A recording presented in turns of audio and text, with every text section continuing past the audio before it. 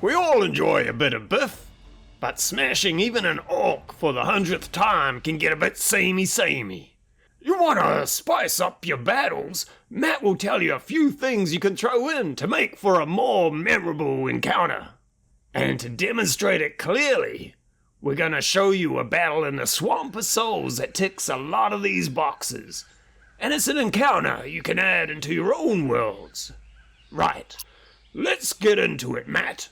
Cheers, and I'm also going to draw a lizard man while I chat, and this lizard man is going to be one of the figurines when we show you the combat encounter, and you'll see how much I play with the shape of an image before I become happy with it. Whatever, Artie boy, get on with it. Okay, idea number 1 to make combat interesting. Add secondary objectives. Don't always just make it about killing more creatures than the other side. Add other goals into the fight.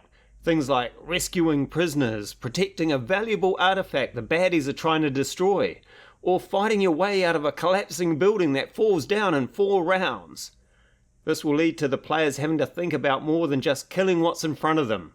Having to adjust and adapt in a combat encounter is part of what makes it interesting. Make your players make decisions. Idea number 2, reward the risk taker. If someone tries something heroic, reward them for taking the risk. The first stage of this is to evaluate the risk. Maybe they need to make a DC 15 athletics check to leap from the balcony into the enemy below. If they fail the check, then they get a -2 penalty to the attack. Or, if you really want to encourage risk taking, have a failure just mean you gain no benefit from the risky maneuver. But don't worry, we're going to look at critical failures in the next section, and that's when things can really go wrong. However, if they succeed, they could deal damage to all enemies within 5 feet of a hit. Or my favourite, grant all the allies who witness their heroic feat inspiration for the next round. This encourages players to think about creative ways to impact the combat encounter, especially when interacting with the terrain rather than just cycling through their basic attack options. I prefer to have players think about how to use their movement and the terrain to impact combat rather than using actions to do things like tripping or disarming. So we don't tread on the Battlemaster's toes, which is a class who specialise in a lot of these manoeuvres. And idea number 3, introduce the concept of critical failure and critical success. Pathfinder does this quite well and scales with the player's level, but doing it in D&D might be a little bit clunky, but you could still add a new level of failure or success to a player's actions. This can introduce new scenarios that the players have to adjust to depending on the outcome. Basically, if the roll is a natural 1 or a modified roll is 10 or lower than the required DC, then you've got yourself a critical failure. If you roll a natural 20 or the modified roll is a 10 or higher than the required DC, got yourself a critical success. There should be additional penalties for the critical failure and additional benefits for the critical success. For example, if that player leaping from the balcony rolls a 2 with a +2 from his athletics against a DC of 15, he'd have himself a critical failure and perhaps trip on his way down, missing the attack and taking 1d6 falling damage.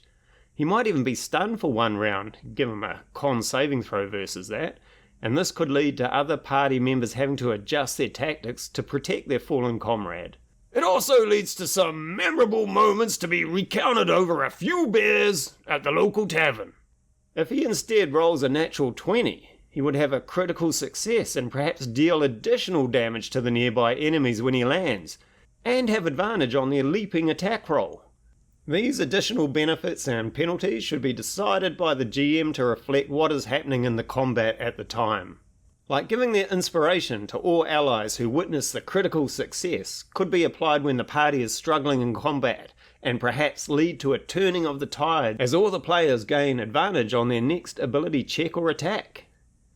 This could in turn lead to more heroic actions taken by those inspired by the original feat. The same principle can be applied to your 2-hit attacks, with a critical miss, natural 1 or 10 below the armor class, leaving you off balance and reducing your own armor by -2 until the end of your next turn, or perhaps breaking a weapon like a bowstring. And the critical success of scoring 10 or more of the required hit DC deals a double damage similar to rolling a natural 20. So that's 3 ideas to spice up your combat and introduce new elements into your encounters. Next, what we're going to do is give you an encounter for a group of 3rd level players that will showcase these principles. It's going to be a raft battle set deep in a mysterious swamp, where a band of lizard men seek to ambush the party and steal a shipment of soul jars the party are delivering from the town of Dusk to the village of Roost. Of course, you can change these locations and the reason for the ambush to match your own campaign settings. Let's break this encounter down into stages. Stage 1, the convoy. The players head out down a long and winding waterway, cutting through the swamp, travelling to the village of Roost. They may have an NPC guide leading the way. They are on rafts purchased from the Rough Raft store in Dusk. These rafts are 15 feet long by 5 feet wide and can carry 2 passengers each. The players will see many abandoned rafts along the way, either from travellers who have met a grisly fate, or where explorers have left them behind as they head deeper into the swamp. Have the party decide who travels together on the rafts and in what order the rafts line up. Also have them decide which raft carries the shipment crate. The dimensions of the shipment crate are 3 feet by 3 feet by 3 feet. It's quite possible all the rafts carry crates and equipment, making it unclear to the ambushers which raft is carrying the soul jars. Stage 2, approaching the choke point. 5 lizard men have conscripted 4 goblins from a nearby settlement to help them intercept the shipment, and they lie in wait at a choke point. The lizard men have pulled down a large tree to block the choke point. The lizardmen and the goblins will focus their attention on any rafts that clearly carry the shipment of soul jars and are more intent on uplifting this cargo and hauling it off into the foggy swamp than killing the party. The lizardmen are in the water and will submerge when the players come into view. The goblins have been hiding deep in the fog and will push out their rafts after the party passes by to block off their retreat and to try and engage the players and board the rafts. One goblin will push the raft with a pole while the other one will shoot arrows until they close for melee. It's not a strange sight to see abandoned rafts along the waterway, so the goblins' rafts will not raise the party's suspicions as they pass them. And finally, stage 3, the combat. Let's go over the mechanics of this combat and then the tactics the lizard men and the goblins will use. I won't read the rules word for word, but just summarise them, and you can take a screenshot if you want to drill into the details. My awesome Patreons will also get this full document, including a guide on raft building in the Swamp of Souls. So we have movement, moving the raft, and that will require an action by one of the players, and this creates a whole new strategy in combat. Who will push the raft? Will the wizard want to be moved into melee range by the fighter eagerly pushing the raft forward? What will ranged players do when the goblins attempt to board them and they've got nowhere to run? I swear half my D&D encounters are figuring out how to pin down the ranged attack and make them have to do something rather than just shooting their bows. And you can see I've included critical failures and failures here every time they try to push the raft in combat. The person pushing the pole has to make an athletics check versus the DC handling of the raft, and they could get no movement or extra movement. We've got moving in water. There's going to be a chance players end up in the water, and the water is going to be 4 feet deep. Players entering it need to factor in the height of their character as to whether they can wade in the water or have to swim. And characters that have to swim attack at disadvantage and must make concentration checks to cast any spells requiring somatic or verbal components.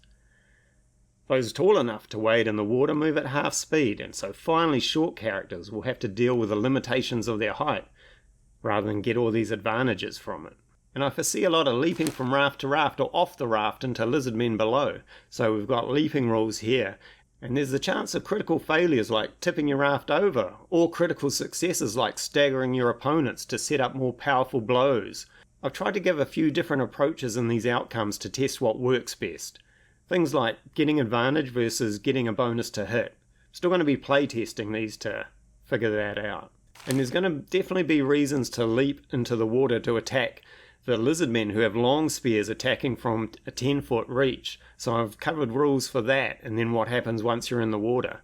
And then that opens up the blood on the water rule, because if anyone's bleeding, wounded in the water, they have a chance of attracting piranha-like sawtooth trout that'll envelop them and start doing damage, giving them a whole new reason to get out of the water, or maybe bring this frenzied swarm of sawtooth trout into the combat against other lizard men. I also cover using the shove action. There's going to be rules rather than just lying prone after being pushed over. You're going to be temporarily submerged in water and come out. And how do you deal with that? Will you pop straight back up, or will your eyes be full of water? Will you struggle to surface? That's going to require a con save after you've been shoved. And finally, let's cover the ambushes tactics. The lizard men. The lizard men will slink into the murky algae-covered water and swim to the various rafts at stealth, because you can hardly see through this water. And with their swim speed of 30 feet, they're going to move in quickly. They will emerge from the water and use their long spears to attack players on rafts, using their weapons' 10-foot reach. And this might create a bit of a dilemma for players who do not have the reach to fight back from the raft. Will one of them use their action to push the raft forward into range, or will the player leap into the water to battle the lizard men up close? And the goblins? They will seek to move in from behind and take advantage of the lizard men engaging with the rafts quickly. They will move to board the players' rafts and steal their equipment. One goblin will push the raft while the other stands at the front, peppering the party with their bow and arrows, until they get close enough to board and melee. If they secure the soul jar stash, they will carry it onto their own raft and attempt to get away while the lizard men cover their retreat. So, what do you think? Would this be a fun and different combat encounter for your players? Try it out and let me know how it goes, and I'll see you in the next episode. Thanks again, and bye.